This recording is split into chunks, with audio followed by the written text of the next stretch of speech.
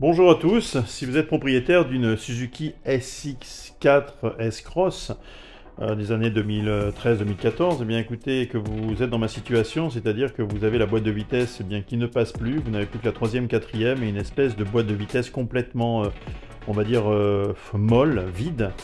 Bien écoutez, je vais vous montrer, bon je ne suis pas professionnel, mais je vais vous montrer un petit peu ce que j'ai fait pour y remédier.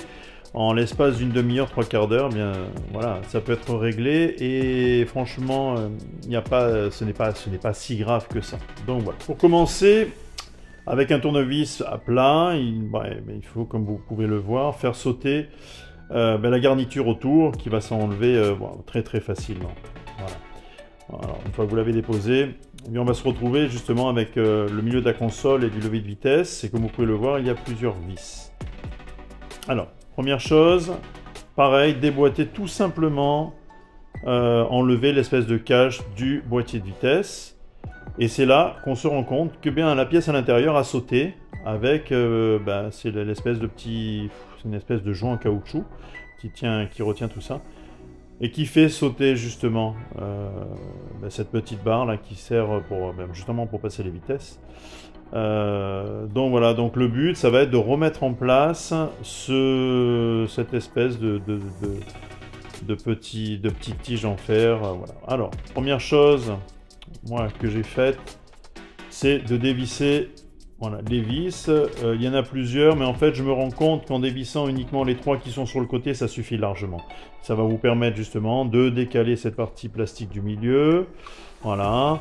Et ensuite de déclipser la partie de gauche en plastique qui va donner un accès beaucoup plus facile au niveau de la pièce. Voilà, comme vous pouvez le voir. Donc, comme je vous ai dit, je ne suis pas professionnel, mais au moins c'est pratique, c'est facile, je n'abîme aucune pièce. Voilà. Donc la pièce en question, c'est celle-ci. Et on se rend compte qu'en fait, à l'intérieur, il y a une espèce de petit joint en plastique qui a dû sauter sur la petite tige en fer. Donc pour ma part, étant donné que je n'ai pas la pièce, bien, je vais me débrouiller, et c'est à vous aussi de vous débrouiller pour fixer cette partie. Donc avec un espèce de petit capuchon en caoutchouc souple qui va bien prendre l'intérieur et qui va bloquer le tout. Voilà. Comme vous pouvez le voir, bien, je vais essayer de faire pareil, parce qu'à l'intérieur, au niveau du bloc moteur, mais c'est pareil.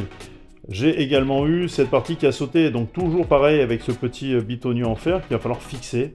Voilà, se débrouiller à fixer avec soit la pièce d'origine, soit bien le fixer soi-même.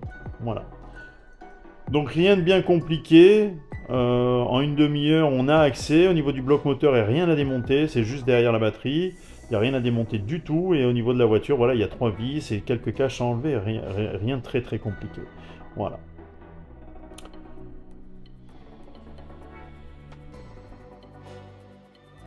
Alors, j'ai eu une chance énorme parce que lorsque j'ai regardé un peu partout dans la voiture, je me suis retrouvé avec un petit bitonio, mais celui-là.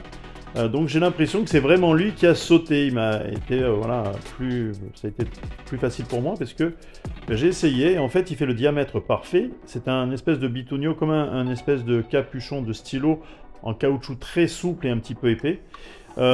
Qui s'emboîte en forçant parfaitement sur la petite tige en fer qu'on a vu au départ. Et qui permet également de maintenir le système en plastique. Donc j'ai l'impression que c'est la pièce d'origine, et c'est pour ça que j'ai eu beaucoup de chance. Donc voilà, je voulais vous le montrer parce que j'ai l'impression que c'est la pièce d'origine, et franchement, voilà, la pièce s'adapte parfaitement. Après, en ce qui concerne la partie moteur, bien j'ai essayé de faire un système, voilà, pour bloquer cette tige en métal, pour qu'elle n'ait pas de jeu. Et en plus, je me suis permis de mettre un petit serre-joint pour que ça ne bouge plus. Voilà, donc un peu le même principe qu'à l'intérieur de l'habitacle, c'est-à-dire avec, voilà, moi je me suis servi, vous savez, ces espèces de scotch qu'on se sert pour les fuites,